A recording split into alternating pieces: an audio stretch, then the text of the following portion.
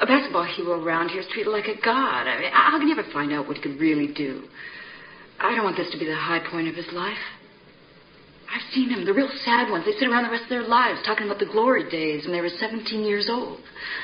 You know, most people would kill to be treated like a god just for a few Welcome to moments. Keeping the Nostalgia Alive, the Indiana Basketball Memory Show. I am your host, Billy Powell. You can go to Keeping the Nostalgia Alive, that's all one word, keepingthenostalgiaalive.podbean.com. And this is going to be our 187th episode. We love to keep the nostalgia alive. We love to document the past so the future can remember. Most of our shows that you're going to see at keepingthenostalgiaalive.podbean.com are going to be about basketball in the great state of Indiana.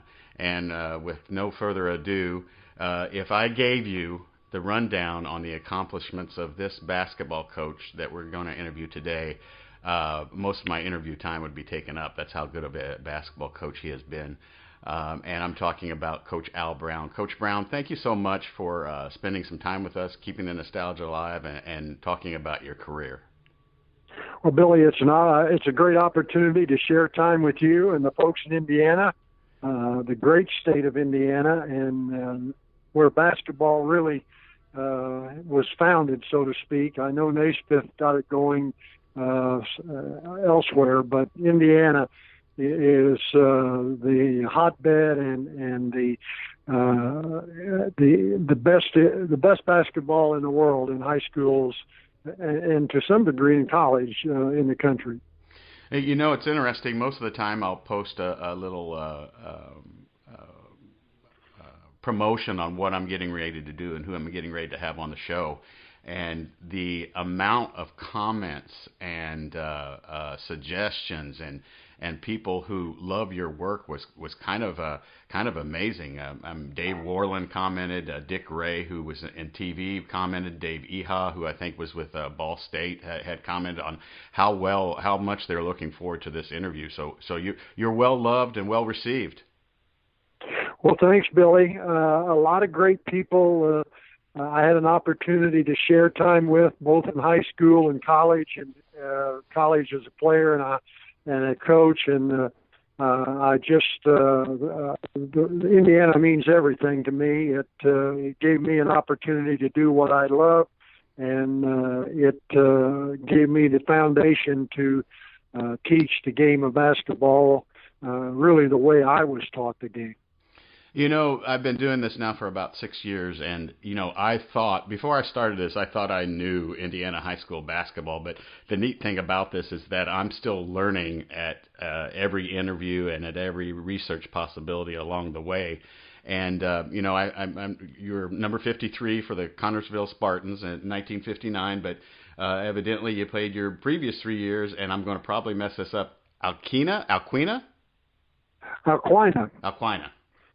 Yeah, Alquina Blue Arrows.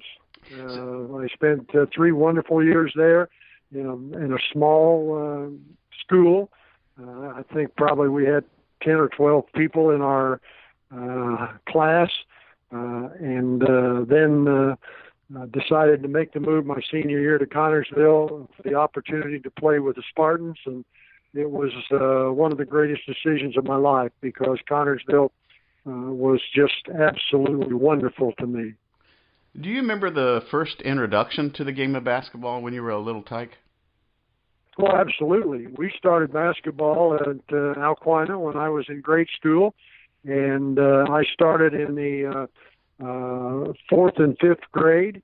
And, well, actually, I should back that up a little bit in the 4th, but the 5th and 6th grade was big-time basketball because we played 3 games at that point in time, and then moved on to junior high where we played an extensive schedule. And what was the game of basketball like before you started playing high school basketball? I mean, give us a little bit of what the Indiana high school basketball meant to the community or meant to the state of Indiana or actually even meant to you before you actually got to play it at a high school level. Well, basketball, I just grew up there. There were 2 things in Indiana that seemed to stand out to me as a youngster, and that was the Indianapolis 500 and Indiana basketball. And everybody in my school always talked about basketball players and what basketball was all about. And if you were a grade schooler, let's say, growing up, you idolized the high school players because they were stars in the community. I mean, I don't care whether it was Connersville, Alquina, or where we went to play, there were always sold-out crowds. People talk about sellouts today. Whether that sellout was 300, 200, or 1,500, or 6, 7, 8, 9,000. There was always a crowd to watch Indiana high school basketball on the weekend and sometimes during the week. Were your parents athletic? My father played a little basketball, but not much. He was a farmer, and he worked very hard as a young man on the farm and didn't have a lot of time to play basketball, but was okay and certainly supported me, but was more interested in getting the farm work done and for me to do my job than he was basketball. Basketball didn't come first for him. Did you know what you were getting into when you headed over to Connersville to be a Spartan, and what was that senior season like? And I'm going to make this an extended question. Recruiting and assigning to go play college, of course, you became a Purdue Boilermaker. What was that like back then compared to what it is now, and why did you choose Purdue? Well, first of all, when I was in high school, in the study hall one day, a friend of mine, a very good friend of mine, when I was in Alquina, said, what are you going to do when you get out of high school? Because most people assumed I would go on the farm. And I said, well, I'm going to get a scholarship and play basketball in college. And he laughed. Well, that was all I needed. And so part of my decision making was if I go to Connersville, I might get more exposure and have an opportunity to go to college and play, which is exactly what happened. But that was what went into the decision to make the change. And there was a lot of change in Indiana high school basketball at that time. I know Jerry Lucas, who played at Middletown, Ohio. There was a movement in town to get his dad a job over in Connersville so they could move him over there. There was a lot of movement like that in Indiana high school basketball, and I just happened to be one of the lucky ones. What kind of year did you have your senior season there at Connersville? Well, it was a very up and down season. We dedicated the gym, the new gym in Connersville in 1959. It was a brand new facility, about 5,000 seats, and it was underground, similar to Newcastle's, and ours was there, and then Newcastle built theirs. But it was a wonderful experience to play in a brand new facility with a great deal of enthusiasm from the local community.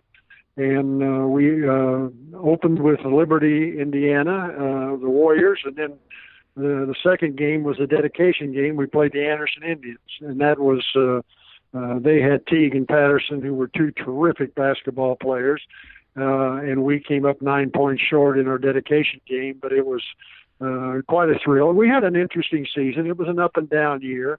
But we ended the season, the regular season, in good fashion. We beat Crispus Attucks, which was eventually won the state tournament in '59, and then we beat Newcastle, another outstanding basketball team, and we won a lot of key games, but we didn't have a super record. We were very competitive, and then we're upset in the sectional. We beat the school that I left, Alquina, in the first game, and then lost to Brookville in double overtime.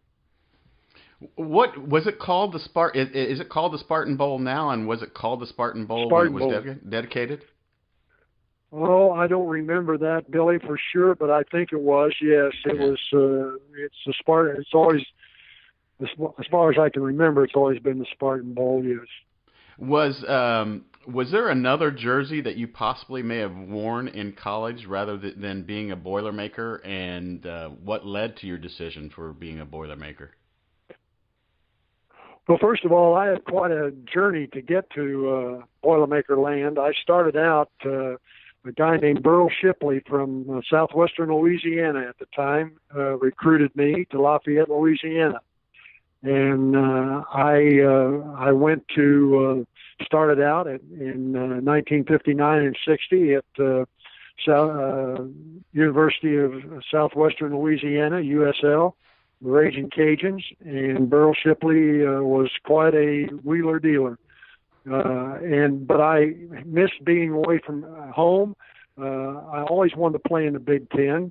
I didn't have an opportunity at that point in time from a scholarship standpoint because Indiana and Purdue were both filled at the time. And so I went there. I went down to Louisiana, but I didn't like it. It wasn't home. So I transferred back, and the guidance counselor at Connorsville told me that I should go to Butler because Tony Hinkle was a great coach. So at midterm, my freshman year, I transferred to Butler and stayed there a year. And a guy who I played, an assistant coach at Purdue, Bob King, who was at Shortridge when I played for Connorsville. We played to Shortridge. Contacted me in the off season that summer and asked if I would be interested in coming to Purdue. And I said, well, that's one of the places I've always wanted to go. And he said, well, we would like to have you come and be a Boilermaker. And so 2 or 3 schools down the road, I became a Boilermaker, and another great decision, a great opportunity for me. And what was it like once you got to Purdue? Did you feel comfortable? Did you feel like the choices that you had made to get there were the right steps to do? Oh, absolutely. There was no question about it. I was very comfortable. Played with the likes of Mel Garland, Terry Deisinger, Phil Dawkins, and many, many other guys that I had competed against in high school and in the summer circuit that we had in Indiana at that time. And it was a wonderful fit. Ray was a very fine basketball coach. Joe Sexton, Bob King were excellent coaches, very fundamentally sound, particularly Coach King. And it was a great experience, no question about it. When does the idea come to you that you want to coach this game of basketball? Well, Billy, a lot of people say, well, when I grew up, I wanted to be a coach. I never thought about being a coach, never even considered being a coach.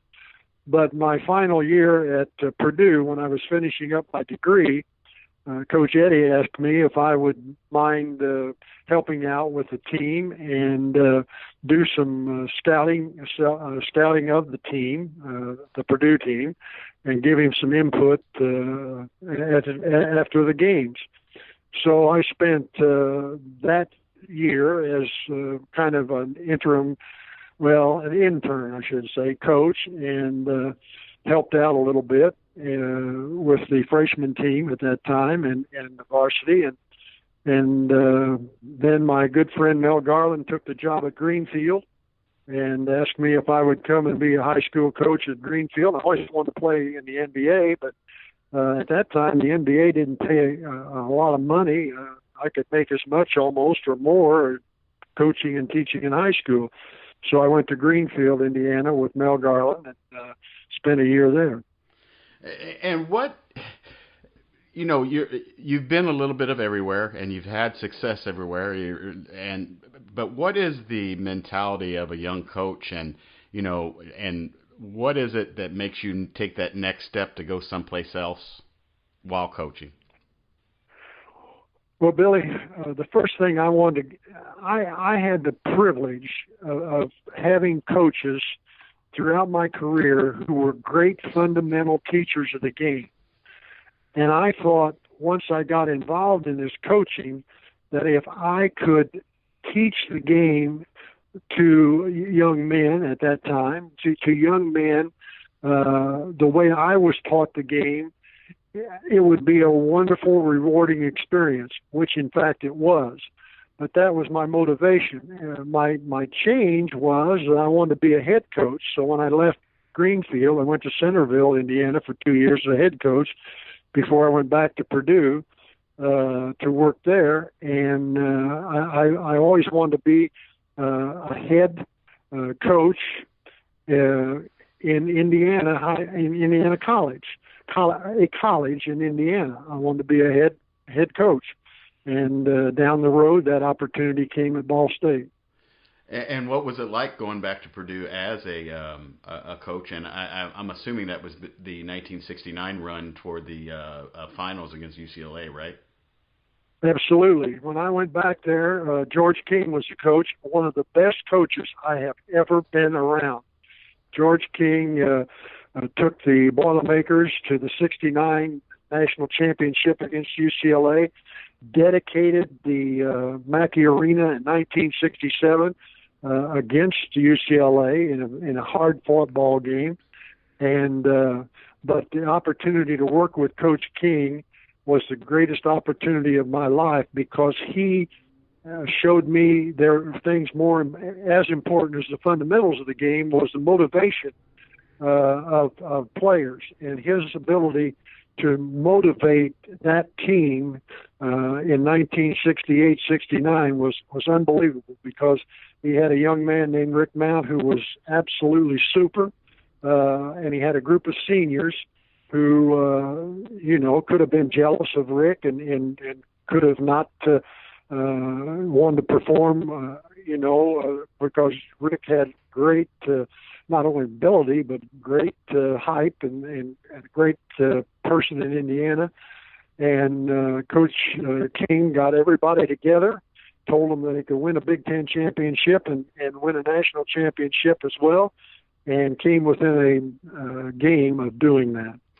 Do you feel that if Chuck Davis would have been healthy, that you guys may have had a possibility of winning that championship? We might have, because Davis matched up better with Alcindor than Johnson did. We were a little thin there on the post, and Davis, I think, could have made because of his big body and his excellent game, I think could have been a difference maker. The one thing that we used to do is Rick Mount would come off a high screen, which Davis was good at setting and took up space for a jump shot. And we used that same strategy with Johnson and Kaufman, and it didn't work as well because Alcindor switched off on Mount, and that was one of the differences in the game. They say, like the saying in Wide World of Sports, the thrill of victory and the agony of defeat. Was it on losing to UCLA, was there would-haves, should-haves, could-haves, or was it just something that you learned as a coach and moved along with? Was it, this is going to sound dumb, was it helpful in getting beat in that championship game for what you ended up doing within your coaching career? Well, the experience was helpful in preparing the road to the Final Four, the ups and downs that we had, beating Marquette on the last second shot that Rick made, and getting to the Final Four was all a great learning experience for a young coach. Going to see Coach Wooden and how he approached the game, how his team approached the game, being in meetings with him and getting an opportunity to see all those things that were associated with the Final Four was a great learning experience. The game itself was another basketball game from that standpoint. It was a game where we had played UCLA out on the coast earlier this season to a relatively game, and had great hopes of winning the national championship, but they were just too good that night. They hadn't played well against Drake in the semifinals. In fact, Drake, Maury Johns, a great coach from Gary, Indiana, gave them all they wanted, but they had their, so to speak, A game for us, and it was a disappointment, but it was a gratifying season. As a coach, do you look for opportunities, or do opportunities come looking for you, especially in your career? Boy, that's a great question, Billy, because in my career, I have looked for a lot of opportunities, and the ones that I got were the ones that came to me, one way or another. It wasn't by any. I would say that I can't think right off the top, but well, I can. I don't think I got any job that I really pursued.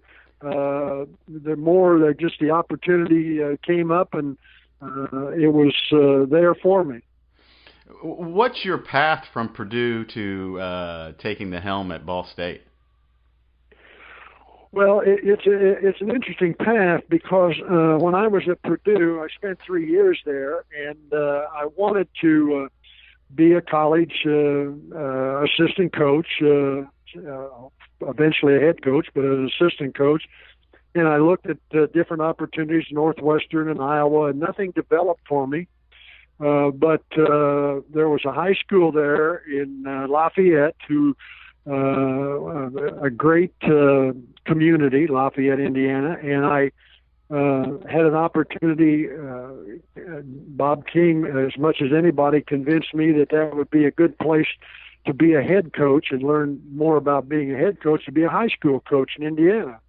So I took the head coaching job at Lafayette Central Catholic, and I was there 5 years. And in fact, Billy, we had the privilege and the distinction of beating Lafayette Jeff in the finals in 1973.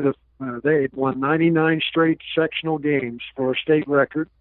And my team beat Lafayette Jeff and advanced on to the semi-state finals. But that was a great experience there as far as being a head coach. And then I took a head coaching job at DeKalb for a couple of years. A good friend of mine, Steve Yoder, was the assistant at Ball State, and he said, "I'm going to get the head coaching job here at Ball State. Would you be an assistant?" And so then I went with Steve Yoder to Ball State as an assistant coach, and he left to go to Wisconsin, and I got the Ball State head coaching job. What was it like? What's the difference between, and I'm talking at Ball State for now, what was the difference between being an assistant coach and then taking over the head coaching job at a Division I program? Another great question, Billy, because a lot of people within the department said, "Well, you've changed since you become head coach." And I said, "Well, yes, it's a different role.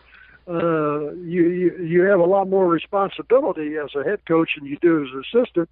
And so a lot of people said, "Well, you've changed a little bit." And I really hadn't changed. I was just being a head coach as opposed to being an assistant that they had seen for 5 years. And it was a dramatic, I guess for some, a dramatic difference. But it was a rewarding experience because the players at Ball State were super. They were great guys. And it was a great opportunity for me to become a college head coach and realize a dream that I'd had, and that was being a head coach in Indiana high school basketball. College basketball. I'm assuming that there was a disadvantage of, you're at Ball State, and probably everybody in the state of Indiana is getting pulled either way to IU, Purdue, Notre Dame, Valparaiso, Butler. What kind of recruiting type? How did you recruit?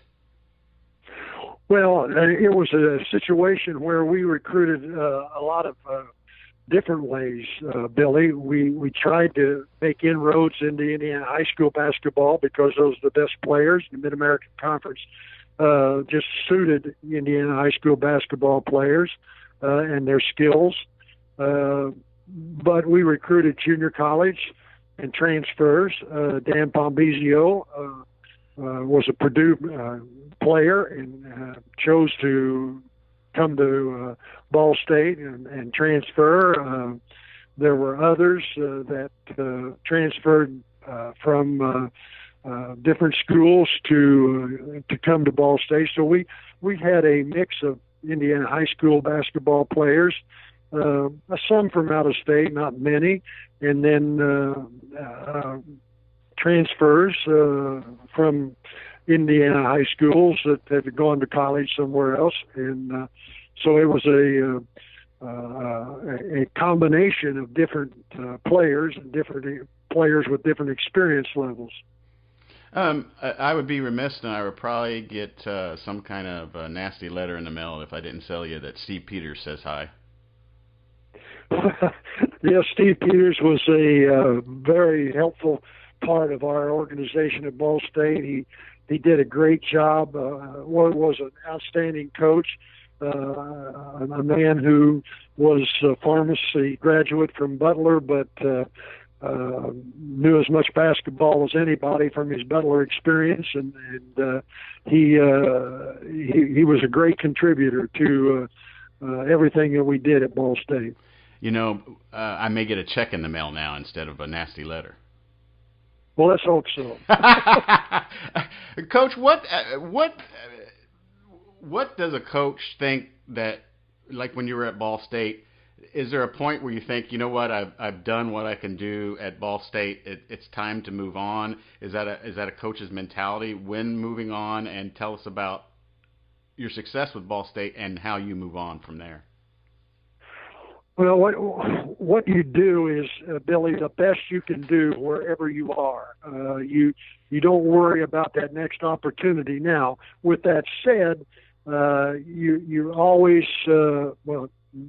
many people are always looking for the Purdue head coaching job or the Indiana IU head coaching job or a job of that nature.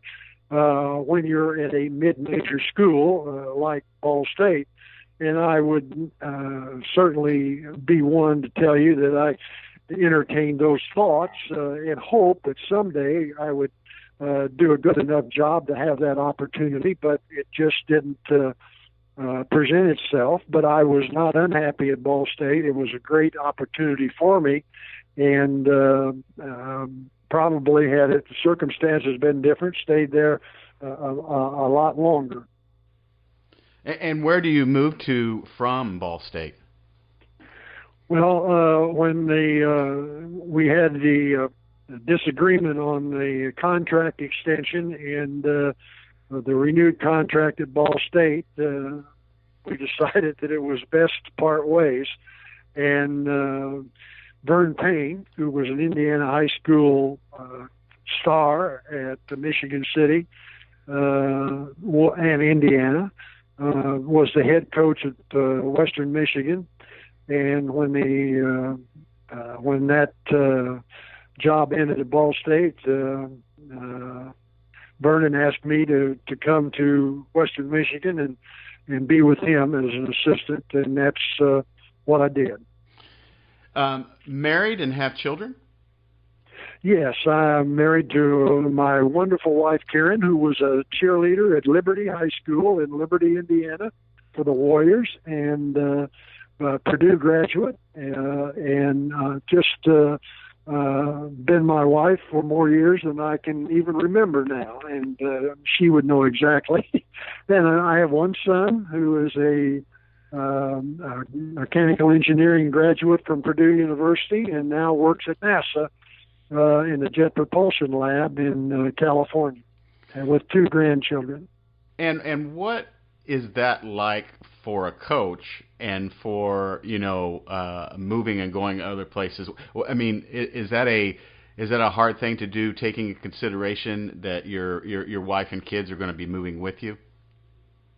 Well, it is, and we had the blessing to be at Ball State at the time when my son was going through high school, so we didn't have to move. We moved.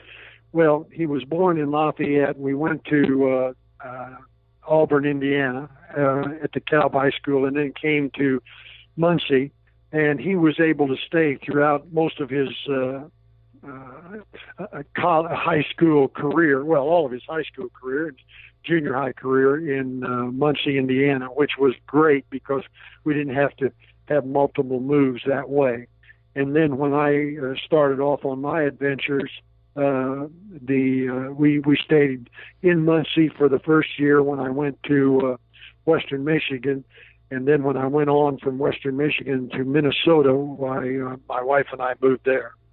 And what was it like in Minnesota? Was it a little bit of shock, or was it just a little bit colder than Michigan and in Indiana? Billy, it was all those things. It was a shock. It was a lot colder. On my first day there, my first year there, we were getting ready to play on a Saturday. We were having our pregame meal, and the snow was coming down unbelievable. And I said to the head coach, Clem Haskins, I said, Coach, there won't be anybody at the game tonight. He said, it'll be sold out. I said, I mean, there's about a foot of snow. He said, it doesn't matter. And he was right. It was sold out. And it was, I mean, my wife and I woke up one day, and the guy, it was a beautiful sunny day outside, and the guy on the radio said, well, the high today is going to be -9. And my wife and I looked at each other and said, boy, it's going to be warm today. But when we said that, we said, we've got to move south. You know, playing for Purdue and playing in the Big Ten, and then coaching, whether it be anywhere that you've been coaching at, what's it like to coach against teams from the Big Ten? Was that something that excited you, or did you enjoy that, or did you kind of feel like you had a little bit of an advantage? It was thrilling to coach in the Big Ten, Billy. And the reason was there was so much enthusiasm for basketball in every Big Ten school. Everywhere you went in the Big Ten, there was a sellout. It was exciting. It was electric. It was everything you ever imagined it could be. And I found out when I moved from there to Tennessee in the Southeastern Conference, that enthusiasm and passion wasn't there. But it was in the Big Ten. It was one great experience. And I'm assuming that your move from the Big Ten men's Minnesota to the University of Tennessee women's, what was that like? Did you have to change, or do you have to change a style of coaching when you're going from men's to women's? And tell us about the first time you met Pat Summitt. Well, see, when I left Minnesota, I came to Tennessee as a men's assistant coach. Doug Dickey, who was the athletic director here, said, I think you can help our men's basketball program, and we would love to have you as an assistant. We'll pay you more money than you're getting paid in Minnesota. There's no state income tax. We'll make sure everything works well for you. And so I came to work with Wade Houston at the University of Tennessee, and met Pat Summitt then, and Ray Mears, who, of course, was an Ohio guy that came to Tennessee and started what the Big Orange Country was all about. But I had my first 2 years with the men's program at Tennessee. And then from there, Coach Summitt, because the men's program was not going well, Coach Summitt asked me if I would like to help with women's basketball. And I said, well, I had not coached women's basketball, but I would be happy to help out. And she said, well, I think the game of women's basketball is changing, and it's going to become more like the men's game. And having a man on the staff who's had experience in the men's game, I think would be very helpful. So that's how I got started with Coach Summitt. 3 national championships? 3 straight, 96, 97, and 98. And all 3 different, Billy, because the first year she had lost the 95 national championship to Connecticut and told me, I don't know that I can win another one. And I said, well, let's see what happens. And so 95, or 96, we won the national championship in somewhat unexpected fashion. The next year was really unexpected because we lost 10 games in 96, 97 and didn't thought we might not make the tournament, and made the tournament and won the national championship. And the next year in 97, 98, we had the best team in the country 39-0 and won the national championship. Coach, what kind of relationship did you have with her with the game of basketball, and what is it that maybe people don't know about Coach Pat Summitt? Well, Coach, when I made the change, she said, well, let's try it for a year. And I thought, well, we'll see what this women's basketball is all about from the inside. Well, fortunately, I got to work with her because she was so much like a men's coach men coaches that I'd worked with, that there was no real transition from the coaching standpoint. I mean, she was in total charge and took charge and was very much able to direct and discipline and provide direction for players. So it was very comfortable from that standpoint, and so it was an easy transition for me to work with her. I don't know that it would have been that way working with other coaches that I've since experienced. Do you wear your rings, or are they in a vault? Oh no, they're stored away. One of my fellow friends, coaches, said, "How many rings can you wear at one time?" I said, "Well, I'd like to see if I can get all 10, but that didn't happen." So, take us a little bit through that Tennessee. What takes you to Duke? Is Duke your next stop? No. From Duke, from Tennessee, there were 3 assistant coaches, 2 ladies that had been with Coach Summitt for quite some time, and me. I was the new kid on the block, so to speak. And an opening in Wisconsin occurred. And Gene Albright, who was the coach there, and a good friend of Coach Summitt, said, "I need help in my job. Do you know anybody?" And she said, "Well, I've got a guy on my staff who could help you if you're interested. I think he'd like to have a more prominent role on our staff, but that's not going to occur." And so I talked to Coach Albright, and the athletic director there at the time, I had played against him in the Big Ten when we were competing, Wisconsin and Purdue, and he said, "This would be a good opportunity. You can help Coach Albright. If things might not work out, I certainly would consider you for the head coaching position." So it was an attractive situation for me, and I felt like at Tennessee we had done all we could do. I mean, really, we'd won. How many national championships are you going to win? And so this was a new challenge and a new opportunity. And it's one of those things that we talked about, Billy, earlier, that came along. I didn't really seek it out. And so I went to Wisconsin. And how many years? How many years were you at Wisconsin? Just one, because she got let go in the spring. And interestingly enough, this is how it works in college sometimes. Interestingly enough, my friend, who was the athletic director and retired in December, and Barry Alvarez, who's now the athletic director, took over. And then he dismissed her in the spring. I went to Coach Alvarez and I said, "I'd like to have the job." I was told that would be a possibility if, in fact, things didn't work out. He said, "Well, this will be my first hire." And he said, "I'll tell you, you probably do as good a job as anybody, but I've got to hire a woman in this position." So I didn't get that opportunity and moved from there.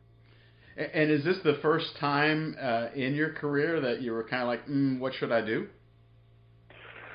Well, no, I shouldn't say no. Yes, I guess so. We had kept our home in Knoxville, Tennessee, because we wanted to wait and see how that job worked out at Wisconsin. And since it didn't work out, I knew that I would go back to Knoxville and see opportunities from there, whether it be in the men's game or the women's game. And so it was an unsettling time for sure, but it's just part of being coaching and being a nomadic coach, so to speak. And what gets you to Duke? Well, from there, the journey is still going on. From there, the other assistant at Wisconsin took the Cleveland State job. And I was sitting at home thinking about what the next move would be, and she called and said, "I'd like for you to come and help me at Cleveland State." And since I didn't have any other opportunity on the table, I said, "I'll do it." And I did it. And at Christmas time, when I was working at Cleveland State, I got a call from a player who had played for us at Tennessee, who was an assistant in South Carolina, and she said, "We just had a guy resign from our staff. Can you come and be a part of our staff at South Carolina?" I said, "Well, I can in the spring." She said, "No, we need you now. And here's the change in salary and all that." So in mid-year, which was not a real smart thing to do, but coaches don't need to be accused of being smart, I decided to go to South Carolina, and I was there for the spring semester of that season. And in the springtime, the Michigan State job occurred. And I was contacted about being an assistant at Michigan State with Joanne McCauley, who was the head coach at that time. And so I went up and looked at the job and watched their team play, and I thought this team has a chance to win a national championship. And so I left South Carolina and went to Michigan State, and sure enough, we played for the national championship in 2004 and 2005 in Indianapolis, which was a great thrill for me to be back home and play for the national championship against Baylor. Unfortunately, we lost, but we had beaten Tennessee in the semifinal game. And then Coach McCauley took the job at Duke and asked me to be a part of her staff at Duke. And I said, "Well, I will if things don't work out at Michigan State as a head coach, because that's what I would like to do." And it didn't work out there, so I went to Duke with Coach McCauley. You know, during your whole career in coaching, do you have to have a high energy level? What happens when you have a little bit lower energy level? Sometimes can you get stagnant? Is there, or were you always, just because of the love of the game of basketball, up and ready for the challenge of coaching? Well, there's two things, Billy. One, change is good, whether it be in the place where you are or moving to another opportunity. Change is really good. A good energizer, at least it is for me. Also, the young people that you work with provide energy for you. You just have to be enthused because of their enthusiasm and their love of the game and what they're doing and their time in their life. So it's highly energizing from all those standpoints, whether it be change or working with young people who have that high energy level and bring the best out of you as a coach, as well as what you try to do to help them. Why have so many professional basketball players, women's WNBA, have come from your tutelage? Well, I just been at the right place at the right time, Billy. Whether it be at Tennessee or Duke or even Michigan State, we had players there that went to the WNBA or overseas. And one of the things that I've always tried to do when working with whether it be the men or the women is to help players beyond their experience in college. It's you get them all this sales pitch and everything you want to do when you're recruiting, and you want to get players you want to sell them as freshmen to come in and play. And then a lot of coaches forget them as seniors. Well, I don't know how to help you now. You need to get a job, or I don't know any agents. I don't know anything about the professional leagues. And I made it a point, both when I was working in the men and the women, to know what all the leagues are about and how to help players who, most of them aspire to be a professional player, more men than women normally, but they all have that aspiration. And so to try to help them get an opportunity, whether it be in the NBA, or, of course, for the men, and the WNBA for the women. But I've just been around a lot of good players and hopefully help them develop a little bit along the way to further that goal of being a professional. Coach Brown, what have you been doing since we've all had to kind of hunker down and wait for this to pass over? Well, Billy, I do a radio show here for once a week for an hour, a radio call-in show, which I very much enjoy. I'm doing work with the WNBA for the draft coming up tonight, and analyzing college talent for different WNBA teams. I've worked with the Washington Mystics ever since Coach Tebow's gone there, and fortunately he won the WNBA championship last summer. I was thrilled for him to have that opportunity come his way. And I'm doing a lot of writing for a gentleman here who publishes a magazine on Tennessee, mostly Tennessee basketball, but it has a national perspective. So those are the things that I'm keeping occupied with, and doing it certainly from home with the way our setup internationally and nationally is going right now. How did you feel when you found out that you were going to be in the second class of the Assistant Coaches Hall of Fame? Well, I was honored beyond belief. They had talked to me a little bit. I had been a part of the organization, the Step Up organization, since its foundation. The lady and man, Felicia Allen and Johnny Allen, asked me 11 years ago to help them start what they called Step Up. And so I was very honored by that. And then have worked with them over the past 11 years as an advisor and coach and everything. And so they came up with my name on a list this spring, and I said, well, there are a lot of people more deserving than I am of this award. Let's make sure they're honored. I don't really need that. And they said, well, we're going to put it up for a vote. And I guess I got enough votes to be awarded this honor, and it is an honor, and something that I treasure greatly. Do you get back to Indiana very often, or no? Well, yes. In fact, I was just back to Muncie, Indiana, about 6 weeks ago, unfortunately, because a very good friend of ours, when we were in Muncie, passed away, and we celebrated his life. And so I was back in Indiana then. And my wife and I try to make at least one trip a year to Indiana to honor our parents who are all buried there, and particularly around Memorial Day.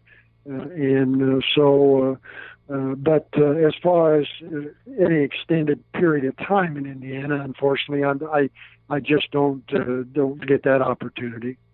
I want to thank John Hoover for getting me in contact with you. Coach Al Brown, it has been fantastic. I thank you for spending some time with us, and I think everyone will enjoy this from Indiana to Michigan to Ohio to Minnesota to South Carolina to Tennessee. I can go on and on, but thank you so much. It's appreciated. Well, Billy, thank you for the opportunity. It's great to be on with you, and thanks for the research that you did. The questions were terrific, and the opportunity was wonderful, and I appreciate it.